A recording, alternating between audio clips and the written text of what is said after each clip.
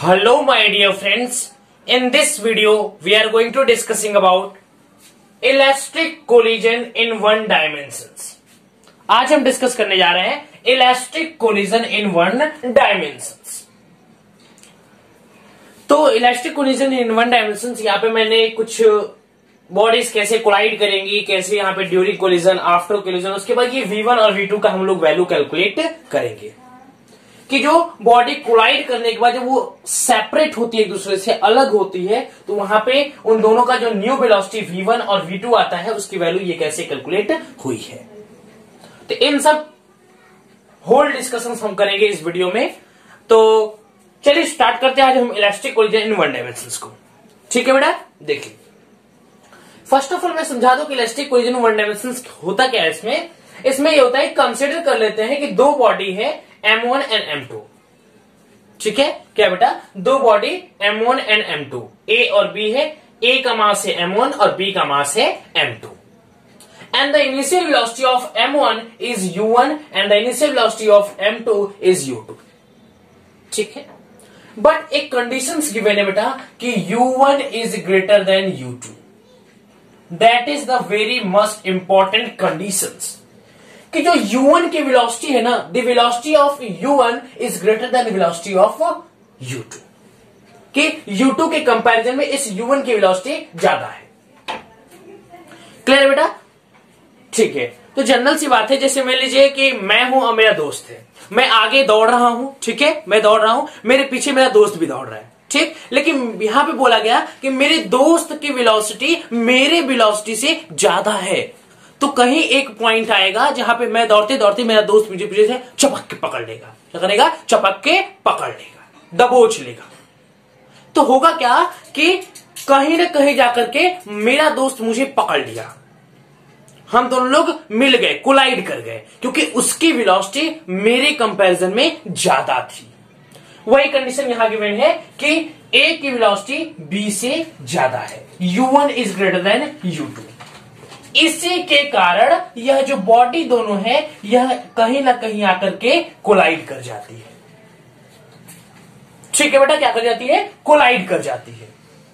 ठीक, after collide मान लीजिए दो पीस ऑफ स्टोन लिए हैं, ठीक, और हम जब उसको स्ट्राइक कराते हैं, कोलाइड कराते हैं, तो वह स्टोन लड़ने के बाद, कोलाइड करने के बाद सेपरेट होकर के अलग अलग हो जाता है। उसी प्रकार यहां पे जो बॉडी कोलाइड किया तो यहां पे सेम डायरेक्शन में ये मूव करने लगा, लेकिन सेपरेट होकर के आफ्टर कोलिजन की बात हुई है। तो यहां पे मैंने बिफोर कोलिजन ये दो बॉडी थी ए और बी, M1 और M2 का मास था, इनिशियल वेलोसिटी U1 था और इनिशियल वेलोसिटी B का जो है U2 था।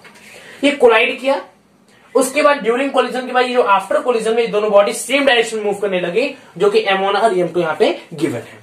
तो हमें ये जब सेम डायरेक्शन में मूव करने लगी तो यहां पे V1 वेलोसिटी, एक नया V1 वेलोसिटी आया, यहां पे एक नया V2 वेलोसिटी आया। तो हमें इसी नए दोनों वेलोसिटी की वैल्यू को कैलकुलेट करना है, जो कि यहां पे मैंने लिखा हुआ है। तो चलिए डिराइव करते हैं कि how this velocity will come out. ठीक है बेटा, तो स्टार्ट करते हैं आज के वीडियो को। ये तो मेरा इंट्रोडक्शन रहा।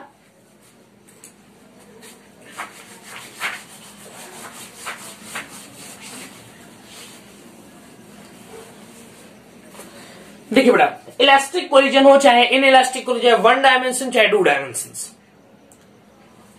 देखो बेटा, इलास्टिक कोलिजन में ना दो चीजें होती हैं। पहली बात कि इसकी जो काइनेटिक एनर्जी होता है वो कंजर्व होता है during the after collision and during the before collision. मतलब कहने का मेरा ये है इन द सेंस ऑफ कि बॉडी, दो बॉडी कोलाइड करने से पहले भी उसकी काइनेटिक एनर्जी उतना ही होगी जितना वो कोलाइड करके उसकी न्यू वेलोसिटी जनरेट होगी। मतलब कि kinetic energy of before collision is equal to kinetic energy after collision. ठीक है, अब देखिए, तो यहां पे हम लोग क्या लिखेंगे बेटा? यहां पे देखिएगा, तो बेटा यहां पे लगाएंगे the law of conservation of linear momentum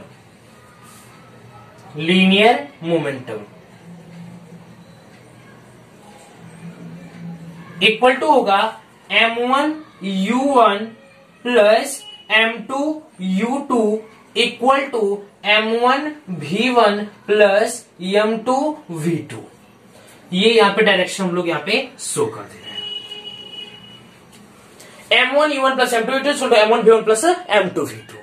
clear है? हम इस M1V1 वाले टर्म को इधर ला रहे हैं और M2U2 वाले टर्म को इधर भेज रहे हैं। तो देखिए M1U1 minus M1V1 equal to M2V2 minus M2U2। यहां से M1 कॉमन ले सकते हैं तो लिख लेंगे M1U1 minus V1 U1 minus V1 equal to M2 common लीजिए V2 माइनस U2।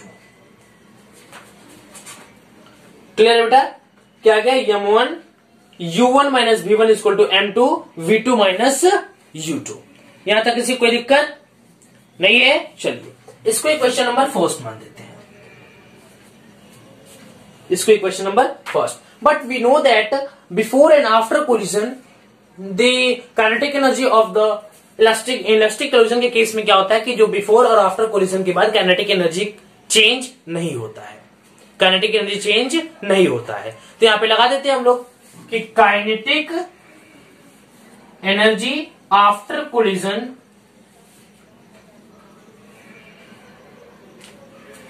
पहले बिफोर को लिख लेते हैं हम लोग। चलिए बिफोर, पहले बिफोर लिख लीजिए। काइनेटिक एनर्जी बिफोर कोलिजन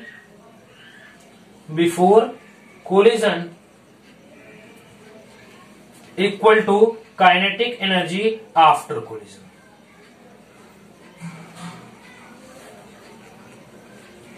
ठीक है? Kinetic energy before collision equal to kinetic energy after collision. ठीक है? यहां तक दिख रहा है कि नहीं दिख रहा है? मैं एक बार देख लूं कैमरे में। इसके नीचे भी दिख रहा है। चलिए तो लिख सकते हैं हाफ M1 U1 का square plus half M2 U2 का square equal to half M1 V1 का square plus half M2 V2 का स्क्वायर। क्लियर है?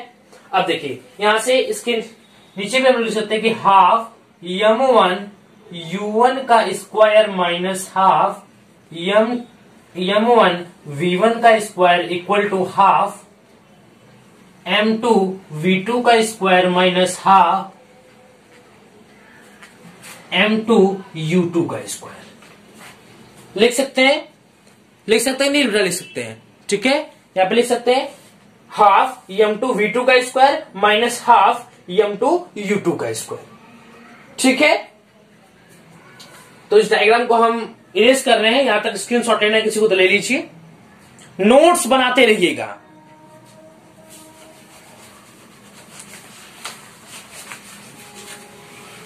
ये क्वेश्चन फर्स्ट हम लोग छोड़ देते हैं अभी, इसका भी जरूरत पड़ेगा हम लोग को, इसलिए हम इसको छोड़ दे रहे हैं। ठीक है? हमारा इक्वेशन नंबर थोड़ा सीरीज हो गया। क्या था?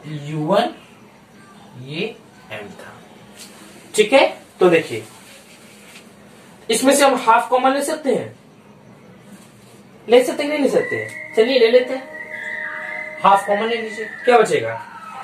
M1 U1 का स्क्वायर माइनस M1 V1 का स्क्वायर इक्वल टू हाफ इसमें से कॉमन ले लीजिए M2 U2 का स्क्वायर माइनस M2 V2 का स्क्वायर। सॉरी यहां पे थोड़ा गड़बड़ हो गया, ये नेगेटिव ये पॉजिटिव होगा। M2 V2 का स्क्वायर माइनस M2 U2 का स्क्वायर। ठीक है? हाफ से हाफ कैंसिल, तो क्या बच गया? M1 U1 का स्क्वायर माइनस M1 V1 का square equal to M2 V2 का स्क्वायर माइनस M2 U2 का स्क्वायर। यही आएगा बेटा? आएगा कि नहीं आएगा? यही टर्म आएगा। चलिए अब जब हमारा ये टर्म आ गया तो हम लोग इसको इक्वेशन नंबर सेकंड मान लेते हैं। इसको इक्वेशन नंबर क्या मान लेते हैं बेटा? इसको इक्वेशन नंबर हम लोग सेकंड मान लेते हैं ना। एक चीज और इसमें से देख सकते हैं क्या? इसको इक्वेशन नंबर सेकंड नहीं मानते। चलिए इसमें से शायद कॉमन भी निकल रहा है M1 और यहां से M2, तो निकाल लेते हैं। m1 कॉमन लीजिए, u1 का स्क्वायर माइनस v1 का स्क्वायर, यहां से m2 कॉमन ले लीजिए, v2 का स्क्वायर माइनस u2 का स्क्वायर। अब यहां पे इसको इक्वेशन नंबर सेकंड मान लीजिए।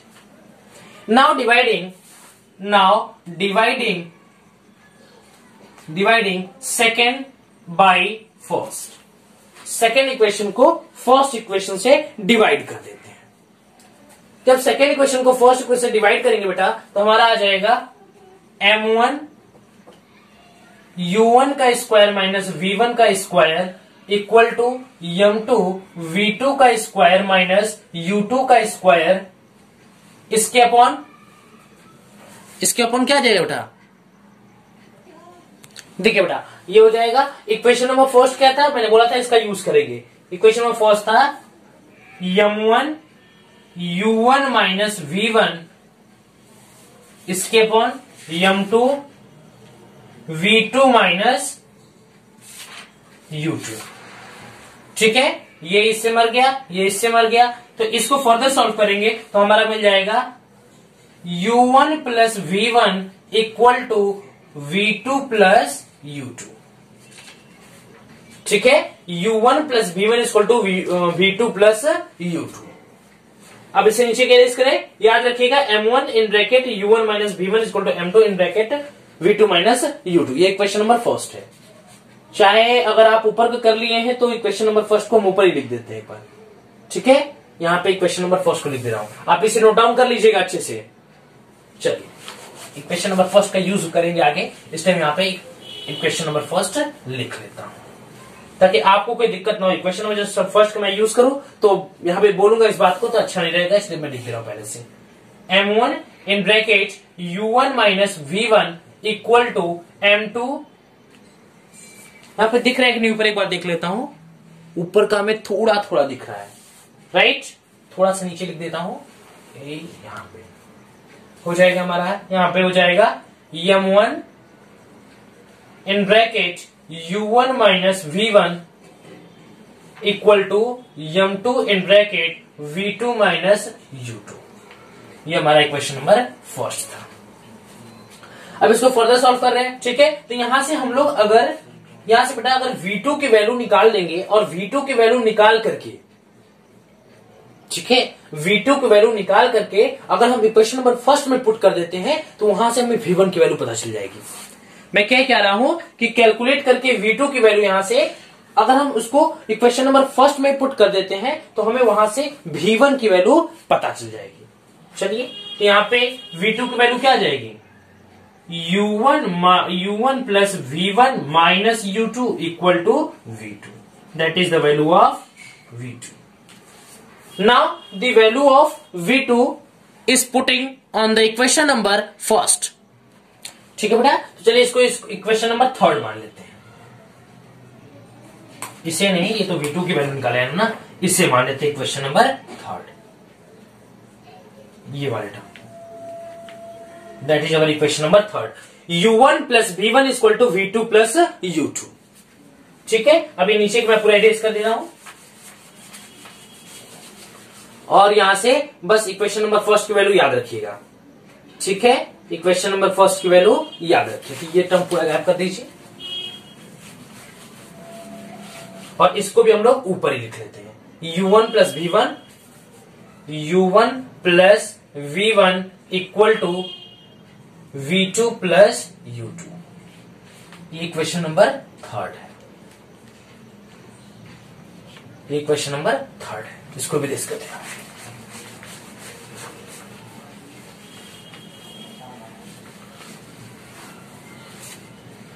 Now putting the value of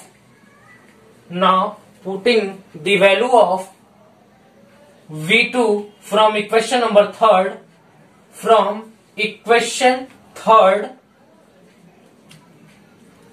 to the equation first। Equation number third से यहां से v2 की वैल्यू कैलकुलेट करके हम लोग पुट कर देंगे इक्वेशन नंबर फर्स्ट में। तो V2 की वैल्यू क्या आ जाएगी यहाँ पे हमारा, पहले देख लीजिए यहाँ पे V2 की वैल्यू क्या आ जाएगी, V2 इक्वल टू हमारा आ जाएगा U1 plus V1 minus U2, that is the value of V2. Now the value of V2 is putting on the first equation, then हो जाएगा M1 in bracket U1 minus V1 equal to M2 in bracket V2 की value क्या है, U1 plus V1 minus U2 minus U2. ठीक है, इसको पूरा खोल लेते हैं, हो जाएगा यहां से देखिए, हो जाएगा M1 U1 minus M1 V1 equal to M2 U1 plus M2 V1 minus M2 U2 minus M2 U2. ये पूरा मैंने खोल लिया. अब देखिए ये हमारा क्या है M2 V1 और ये क्या है M1 V1. तो एक काम करते हैं, M1 V1 को हम लोग इधर भेज देते हैं और ये पूरे टर्म को उठा करके इधर कर देते हैं. ठीक है, तो देखिए M1 U1 minus M2 U2 M1 U1. अब इस पूरे टर्म को मैं इधर ला रहा हूं except this, where except this. इसे छोड़ करके, इसको छोड़ करके मैं पूरे जितने भी क्वांटिटी है सबको मैं इधर ला रहा हूं. ठीक, तो सबसे पहले ये M2 U1 plus M2 U2 plus M2 U2 equal to, ये टर्म ऑलरेडी यहां पे है M2 V1, इसको भी मैंने M1 V1 को इधर ला रहा हूं, तो हो जाएगा प्लस M1 V1. ठीक है, अब देखिए यहां पे M2 U2 और M2 U2 क्या होगा, 2 M2 U2. ठीक है, तो हो जाएगा M1 U1 minus M2 U2 plus 2 M2 U2 equal to, यहां से V1 कॉमन ले लीजिए, V1 कॉमन तो हो जाएगा M2 प्लस M1 या M1 प्लस M2 लिखिए, दोनों वैल्यू प्लस में ही है. ठीक, आप देखिए अब यहां से हम लोग इन दोनों में से U1 कॉमन निकल रहा है क्या, U1 कॉमन निकाल लीजिए, हो जाएगा M1 minus M2 U1 plus 2 M2 U2 equal to V1 M1 plus M2. ठीक है, अब इस M1 प्लस M2 को इसके नीचे निकाल करके ये V वैल्यू यहां पे छोड़ देते हैं, V1 वैल्यू यहां पर निकल जाएगी. तो हमारा हो जाएगा M1 माइनस M2, इसके नीचे आ जाएगा M1 प्लस M2. ठीक है, और यहां पे U1 का U1 ही रह जाएगा ऐसे, plus 2 M2 upon M1 plus M2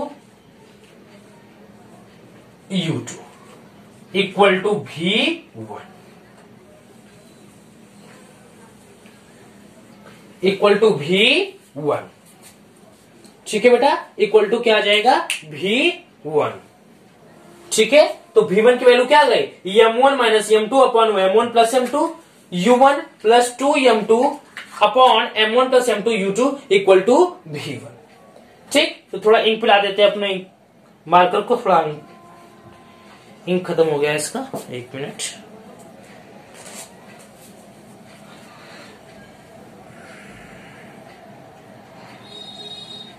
तब तक आप देखते रहिए, मैं थोड़ा साइड हो जाता हूं.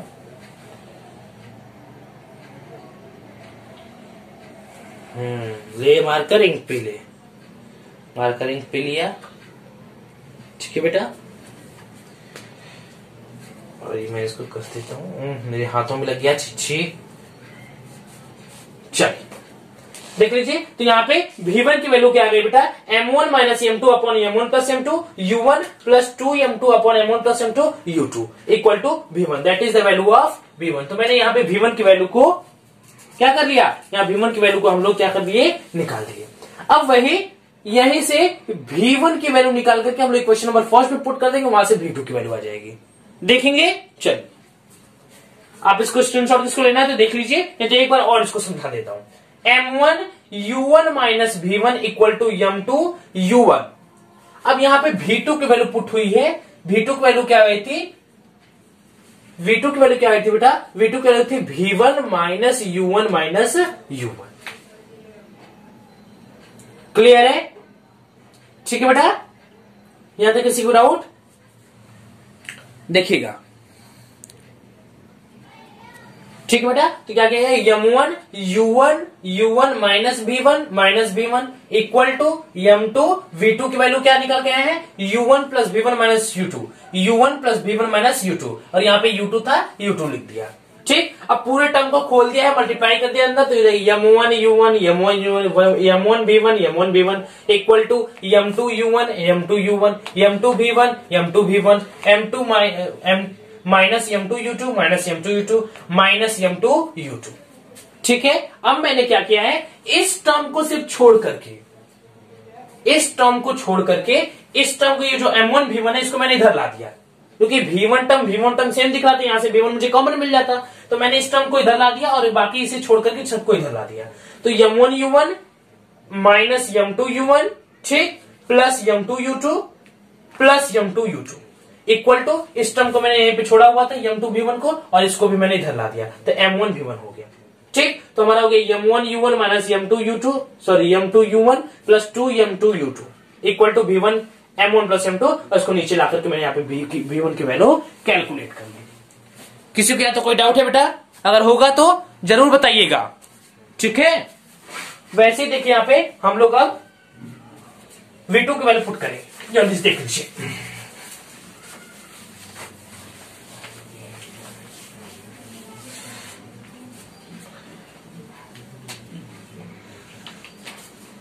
ठीक है बेटा, अब यहां पे देखिए बेटा, यहां पे मैंने क्या M1 U1 माइनस U2, यहाँ पे फर्स्ट इक्वेशन जो लिखा हुआ था, यहाँ पे मैंने फर्स्ट इक्वेशन में क्या किया, V1 की वैल्यू को पुट कर दिया। V1 की वैल्यू निकाला हूं V2 plus U2 minus U1, तो यहाँ पे U1 माइनस V1 जो था, V1 की वैल्यू यहां पे पुट कर दिया। फिर पूरे इक्वेशन को खोल दिया। इक्वेशन खोलने के बाद यहाँ पे क्या किया, M1 U1 मैंने किया क्या है यहाँ पे कि इस वाले टर्म को छोड़ करके इस टर्म को इधर ला दिया और इस वाले टर्म को मैंने इधर ले गया। तो M2 V2 यहाँ पे ऑलरेडी था, M1 V2 को भी मैंने इधर ले गया, तो ये माइनस था, ये प्लस चला गया, तो M2 V2 plus M1 V2 हो गया। ठीक, तो यहाँ पे ये दोनों टर्म सेम थे, तो 2 M1 U1 लिख सकते हैं प्लस, ठीक है, प्लस इन दोनों में से मैंने U2 कॉमन ले लिया, तो हो गया M2 माइनस M1 और V2 equal to M1 plus M2, और यहाँ पे नीचे दोनों को ला करके मैंने इस इक्वेशन को V2 की वैल्यू कैलकुलेट कर ली है।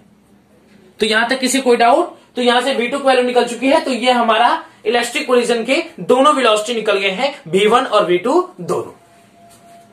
तो बस आज के लिए इतना ही, तब तक के लिए पढ़ाई करते रहे। All the very best.